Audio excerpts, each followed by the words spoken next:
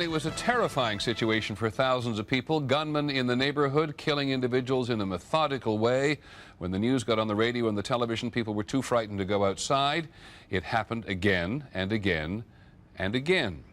This is what it's been like in Montgomery County, Maryland, which is basically part of Washington. ABC's Barry Serafin is our reporter there tonight. Barry?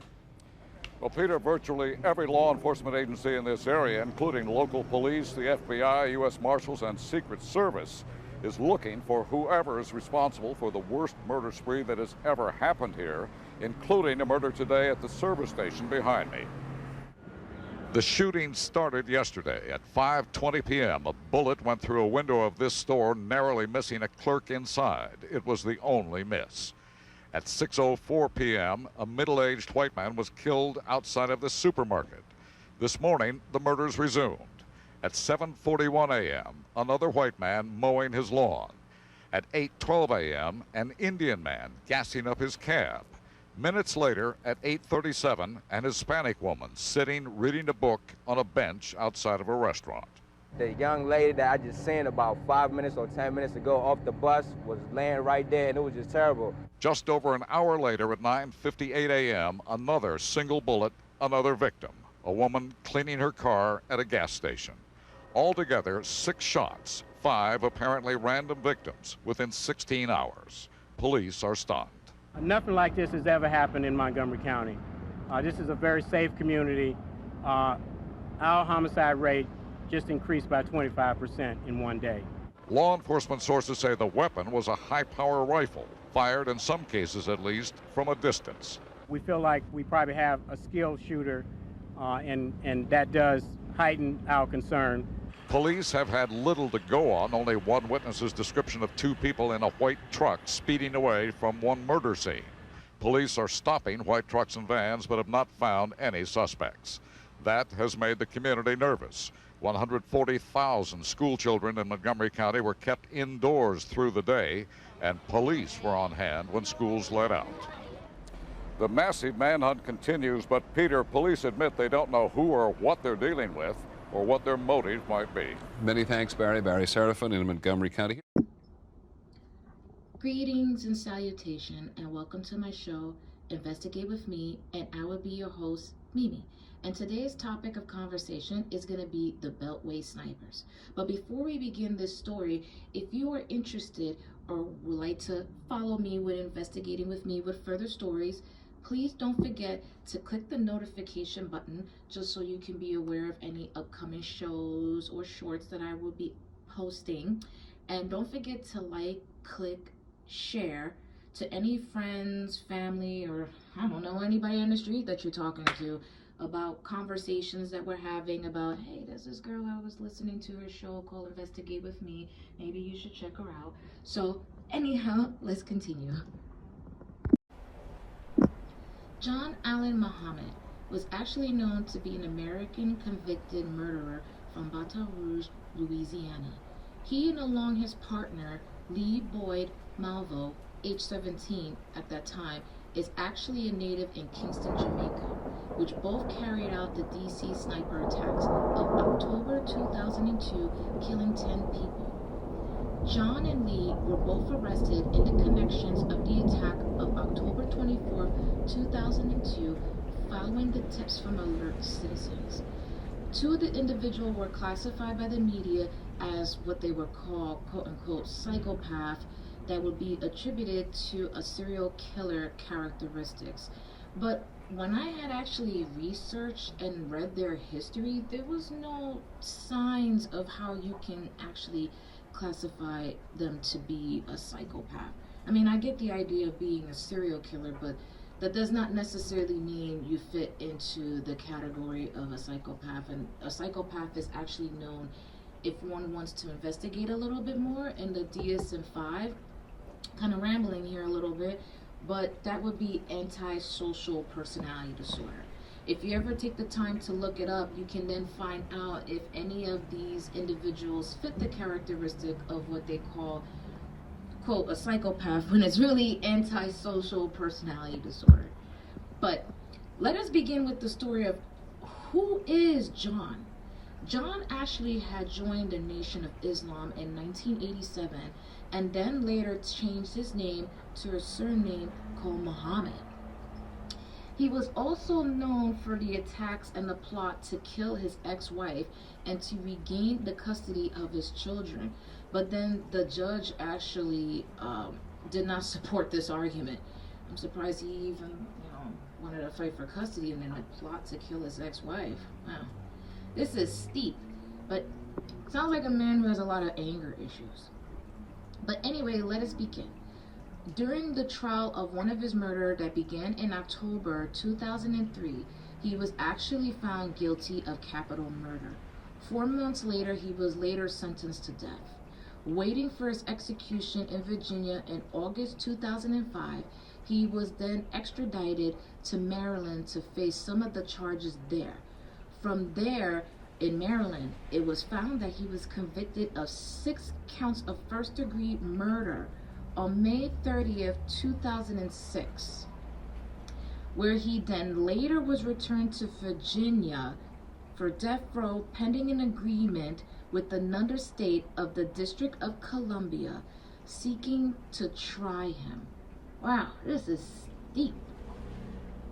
But later, as one will know, he was then executed by lethal injection in November 10th, 2009 at 9:06 p.m. Eastern Standard Time in Greensville Correctional Center near Jarrett, Virginia. He was then pronounced dead at 9:11 p.m. Muhammad then declined to make a final statement before his death sentence. But before we begin, let's touch up on a little bit about John's history, shall we? John was born in Baton Rouge, Louisiana, to Ernest and Ava Williams. He and his family would actually had moved to Louisiana when his mother was then found to be diagnosed with breast cancer. She died when he was 3 years old. And after his mother's death, his father had actually left. So John was actually known to be raised by his maternal grandfather and as well as his aunt. In 1987, at the age of 26, is where John decided to join the Nation of Islam. As a member of the Nation of Islam, Muhammad would actually help to participate in the Million Man March in 1995, where he then met the leader, Farrakhan, who publicly distanced himself and the organization from Muhammad's crime. We'll get to that in a second. Muhammad was known to kidnap his children and took them to Antigua around 1999, apparently engaging in credit card and immigration document fraud. It was then during this time he became close to Lee, a Jamaican child who later then acted as his partner, was charged by his name John Allen Muhammad in 2001 in October. After his arrest, authority actually had claimed that John admitted that he would actually modeled and looked up to Osama bin Laden and as well as Al-Qaeda, and he actually approved of the September 11 attacks. However, during that time, Lee actually testified that John actually, indoctrinated him or convinced him into believing into the procedures of extortion that will lead him to the idea of establishing a camp in Canada, quote, where homeless children will be trained as terrorists, end quote. Muhammad was known to actually be divorced twice. His second wife, Mildred Muhammad, sought and granted a restraining order alleging abuse towards Muhammad. Muhammad was later arrested on federal charges of violating and restraining order by possessing a weapon. Under the federal law, from what I had researched, he actually was prohibited from purchasing guns under the Control Act of the 1968. Defense attorney for Lee, trial and prosecutors in Muhammad's trial argued that the ultimate goal of the Beltway Sniper murder was to actually kill Mildred in order to regain custody of his 3 children. Wow, that's kind of extreme. Was that to get her attention? Well, I get the idea. Maybe it was to get her attention. Yeah, it could be. Yeah, I can kind of see that. But before we continue, let's continue on his little bit of a background of his history. John, in August 1978, was actually known to be a Louisiana Army National Guard at Baton Rouge as a combat engineer. Smart man. He actually then was transferred into the Army on November 6, 1985, where he was then trained as a mechanic, truck driver, and also a specialist metal worker. He actually was known to be qualified for the Army Standard Rifle, the M16, earning a badge for the Expert Riflesman badge. Known to be trained as a marksmanship for a soldier, John was actually known to, we're going to switch back from John to Muhammad. I'm sorry, Muhammad, John, it's the same person. But John actually had served time in the Gulf War with the company that was the Iraq Chemical Warfare Rockets. He actually had service and received the Southwest Asian Service Medal, as well as the Kuwait Liberation Medal too, and the Kuwait Liberation Medal in Kuwait. So actually, let me rephrase that. He received 2 medals, one in Kuwait and one in Saudi Arabia, but they were both the Kuwait Liberation Medal. In 1992, he actually was at Fort Ord in California, where he was the 13th engineer, and in 1993 he was back at Fort Lewis, where he then became the 14th engineer as well too. 14 to 13, wow, he just went up in rank.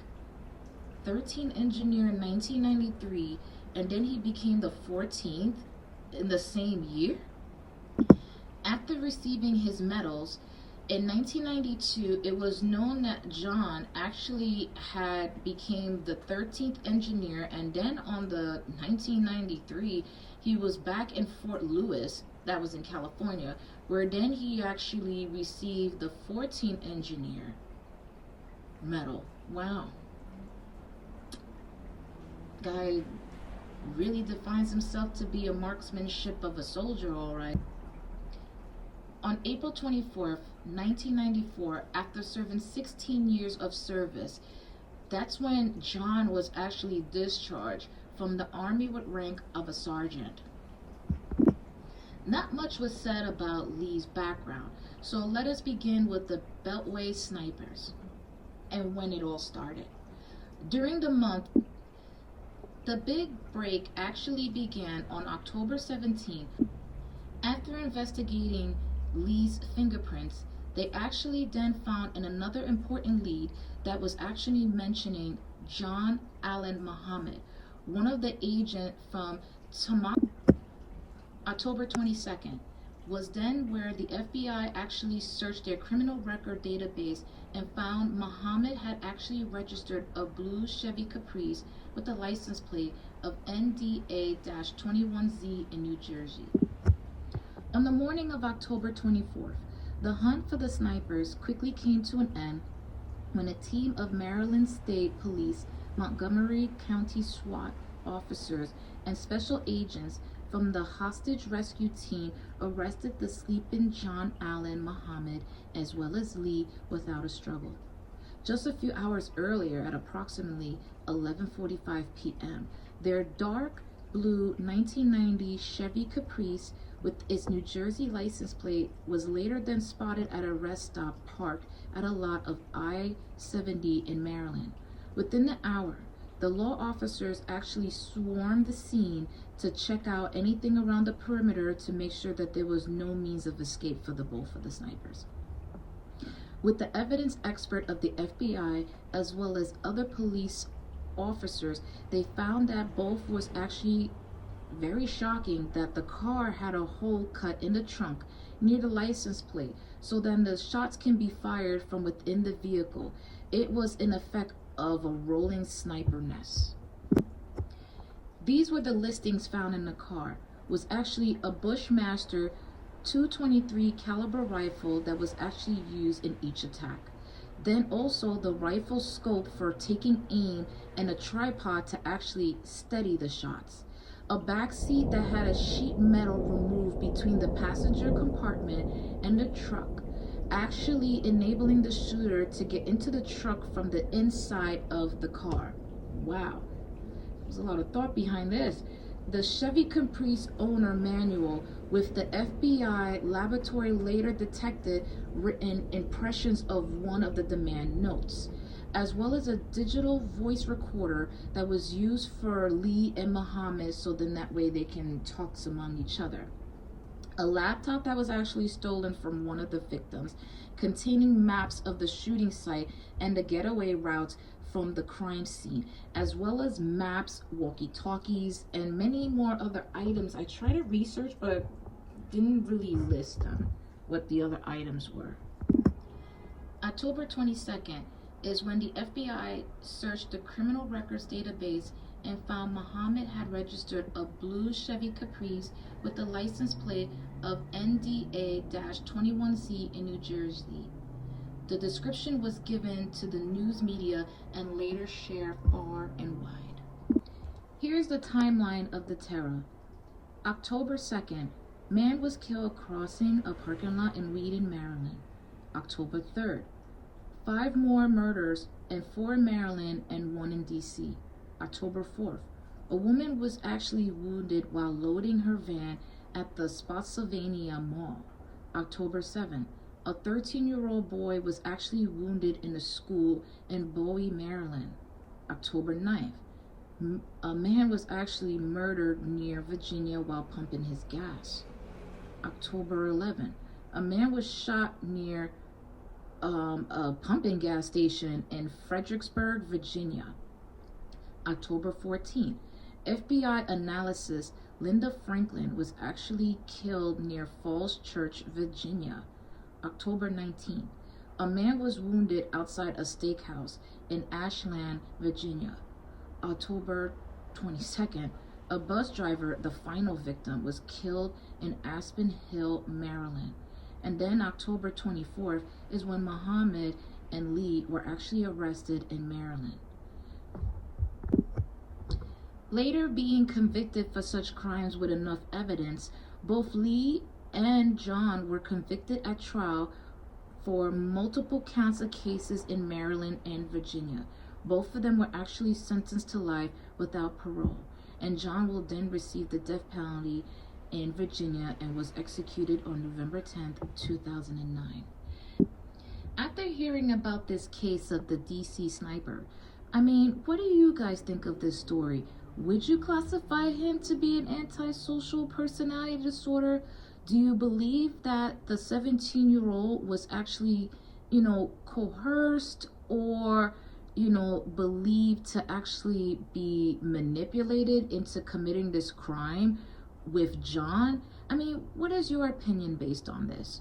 So if interested, please feel free to leave any comments or share any of your opinions, what you think of the story, or if you have any other, criminals or serial killers you want me to research and investigate.